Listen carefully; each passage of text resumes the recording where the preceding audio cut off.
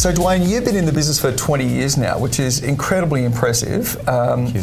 And love to have a chat with you around your business generation strategies and how you're generating business, where your business comes from. And I think there's two modes we can look at.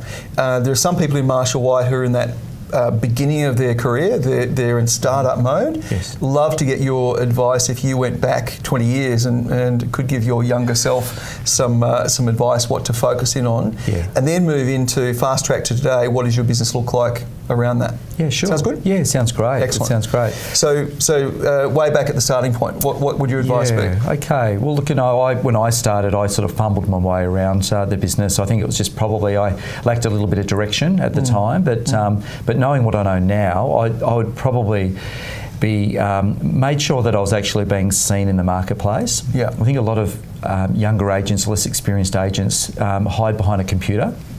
They're surfing through the internet, looking at properties on realestate.com and Domain, etc. And they're not actually out in the marketplace being seen. So if I had my time again, I would probably be putting my hand up, ensuring that I was out there assisting my colleagues that open for inspections, attending auctions, just getting amongst the crowds so the public can actually see who I am. Yeah. And just getting a feel for that whole dynamic of the market. Yeah, definitely. And it helps you with your product knowledge. And the greater your knowledge is about a property or a location, you can talk with authority. Agreed. And that can have a lasting impact on a person that you come across. Competitors opens, do you think? Yeah, absolutely. I mean, we do that respectfully. So we walk through the open for inspections. We take our name badges off. I think that's always an important thing to do.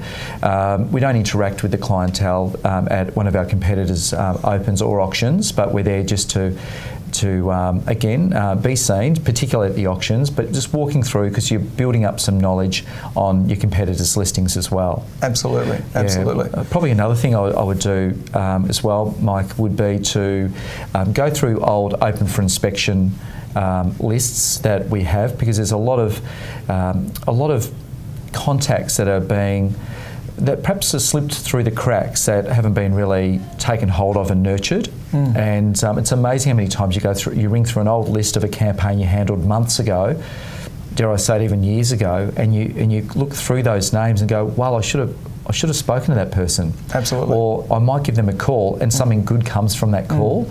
So I think this is really valid for someone like yourself who's in momentum. You've got multiple campaigns going. Therefore, you do almost that first run around the buyers. Yes. And sure, they might get a text message or two, or they might be getting an email communication, but not necessarily that level of phone follow-up that someone who is new to the business could do to start building their data, building their database and relationships in the market. Yeah, I mean, look, the amount of local people that will attend one of our opens, say in Canterbury or Hawthorn or the surrounding suburbs, it's amazing. So, excuse me, so I'd certainly be suggesting not to let those opportunities slip by.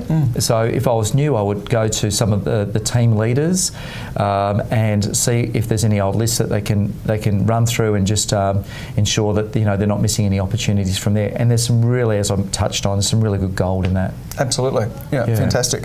So let's now fast track to 20 years. Yes. And your business today. What's the mix of where your business is coming from now? Your existing clients, referrals, repeat clients, that kind of thing? Yeah. I couldn't tell you percentage-wise. I mean, I should know that, but I don't know percentage-wise. But I can tell you just from the feel of it, most of my business does come from either repeat business, or alternatively, people I've sold to or for who've referred me to their family or friends. So I find the business that I do go for now, 20 years on, is a lot cleaner.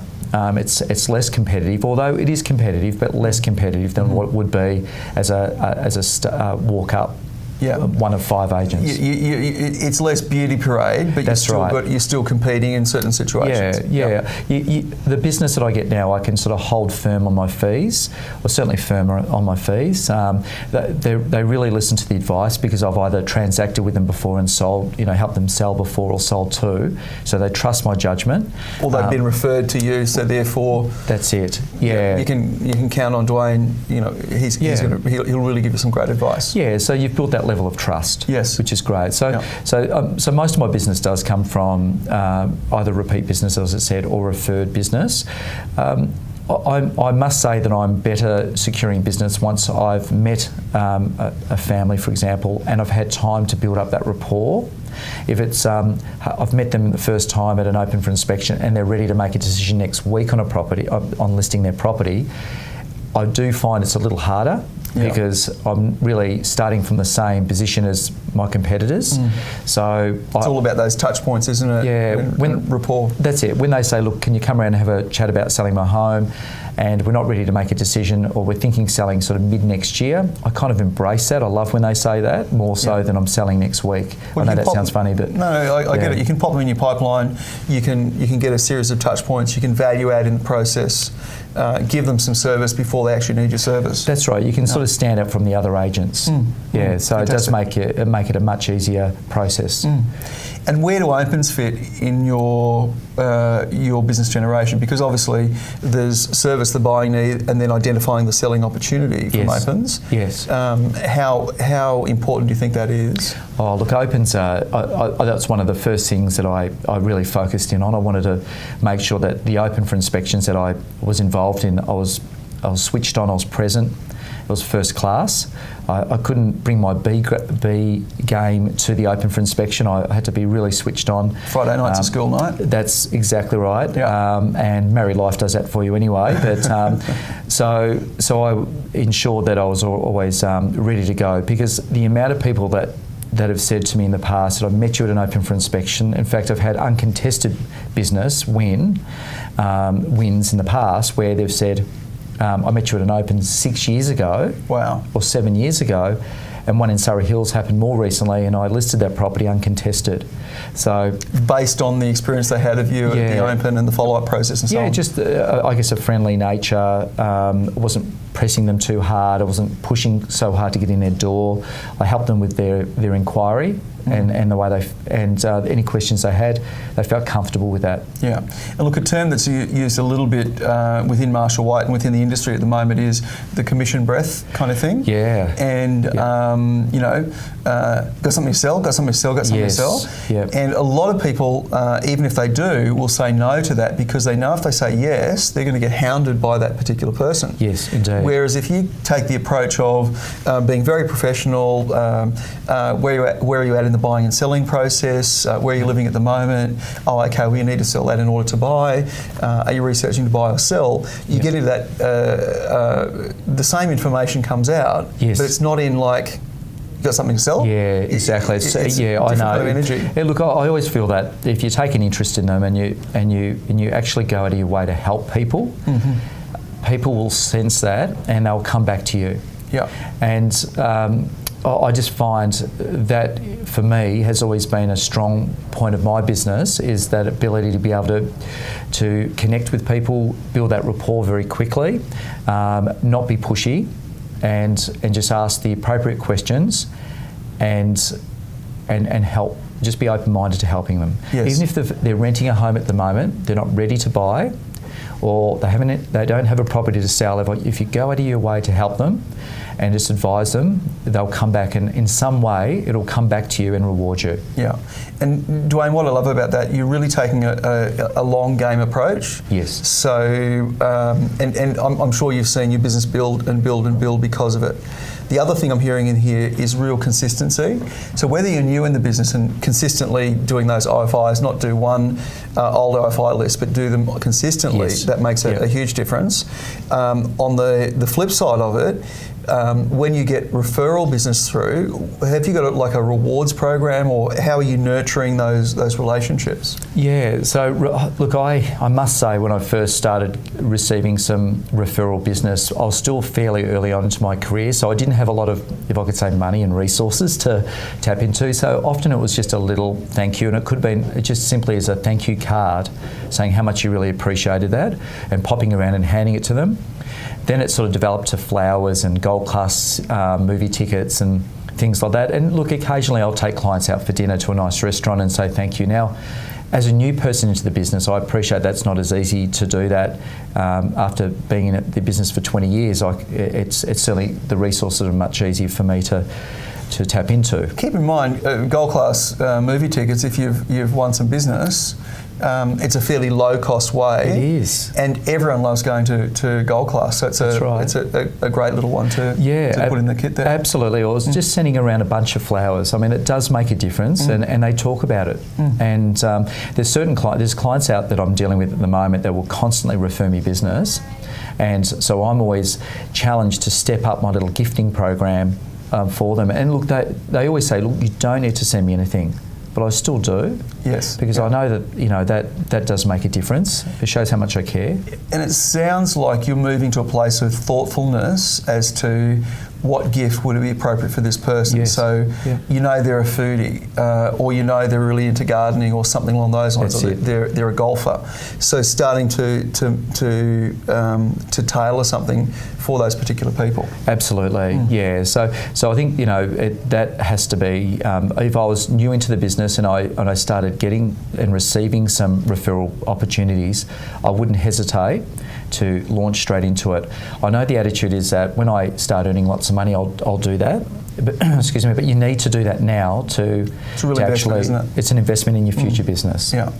So let's talk about how you're going about nurturing. So how do you structure that within your week? Yeah. Well, firstly, you need a consistent plan. I mean, I think if you are going to be nurturing your client and contact database.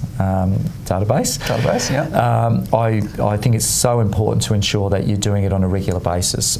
Have you broken your clients up into categories? Well, I do have that, but what I always do is I always have a future task for my clients. So every time I speak to a Michael Sheargold, I'll always make sure once I've spoken to you, I'll think about, not just automatically say 6 months down the track, I'll say when would be the best time to speak to Michael. So based on the conversation we've had? Yeah, fantastic. Because I don't want to be calling Mrs. Hoy, who lives in Canterbury, for example, every second week when she doesn't want to be annoyed. So I'm just really, really thoughtful about when I speak to her next, I then program that call, and then with respect, I can kind of forget about Mrs. Hoy for a while until that call comes up. Knowing that's going to pop up for you. Unless I have a sale in her street or in her surrounding streets that I can call her about. And that just comes up automatically because I'm sort of in tuned and connected to my database. Yeah, fantastic. But I would say consistency is the key. If I was going to... And what sort of call volume would you be doing, or how many hours would you allocate to the client nurture aspects? Yeah, look, I find that Wednesdays and Fridays work best for me. Mondays are hard because you're doing your callbacks from your open for inspections, and I still do all of those callbacks. And Tuesdays I do a lot of my buyer-seller calls because I've looked at all the opportunities that have come up that are new listings, and I contact those people. So really matchmaking day. Matchmaking, that's a good way of putting it. Wednesdays I'll do my client nurture. Thursdays I do open for inspections. Fridays I do the callbacks from the Thursday opens, but then I do client nurture again and also auction calls. Yeah, fantastic. So there's a real discipline in my week, which am I consistently doing that? Sometimes I get a little bit off track, and that's the truth because you get busy being busy. But unless you've got a plan, it's hard to get back on track. Yeah, so that's the path that you get back on track with. Absolutely. What I like about that is you're not stressing out about Monday, I should be doing client nurture. No, the only client nurture you do is if you've got a referral, you might ring the person and say, hey, thanks very much. Yes. So you're really dedicated to that Wednesday. So on the CRM, it pops up Wednesday, here are my client nurture calls. That's right. Away you go. So when I program a call to speak to Michael Sheargold, in 3 months' time, I'll always make sure it falls on that Wednesday or Friday. Great, excellent. Yeah, and that makes a difference. It does take the pressure off because nothing worse than logging onto your computer and you've got all these overdue tasks, which I do have a few at the moment because it is a busy spring market, but it's manageable. So even to that extent, in terms of in spring, you'd only put my coaching would be you'd only put the client nurture calls in that as someone who's thinking about either making a move before Christmas or early in the new year. Absolutely. The rest could be bumped into a January kind of a real follow-up kind of mode. Look, I always focus on the pipeline A's and the pipeline B's, and certainly my buyer-seller list. I think that's really crucial to be in tune with that. Absolutely. So I think from that point of view, having clear lists are really important. Then I guess if I could categorise it by saying the standard nurture call, that they're not in buying or selling mode, you can often push that call out if you need to. Yes. If you don't Yeah. need to make that immediately. Yeah. And the kind of things you're talking about, you're checking with how they're going with their life. And yeah, absolutely. Yeah. Look, initially it's just a check-in call, see how they're going, if there's been any changes, if they need any updates with the market. I might talk of a property that's sold around the corner from them. A little bit of a market update. Just a little bit of a market update. It's just see whether they needed any help. Yeah. I probably don't ask enough, do they have any family or friends who need any assistance? Yeah. It doesn't flow well for me, and then that could be an excuse, but it just doesn't. My little tip on that one would be shifting it from do they need, because that's not particularly in your style. Keep in mind, if you've got any friends, family members or work colleagues looking for any advice on property, I'm a phone call away. It's a much better way of saying it. That would sit better with me personally. Yeah, definitely suit you. Yes. And then they have, keep in mind, beautiful little bit of linguistics there, keep in mind, anytime you've got family, friends, colleagues, yes, any advice on property, I'm a phone call away. Great, yeah. And it's just a nice way to... It's a much nicer way to say it for me anyway, yeah. Fantastic. Well, Duane, that's awesome insights around generating business, both in terms of startup mode and also where you're at today. Yes. Wish you incredibly well in your career, and thanks for contributing Michael. to the Marshall White Way. Appreciate it. Thank you. Cheers. Thank you. Thanks.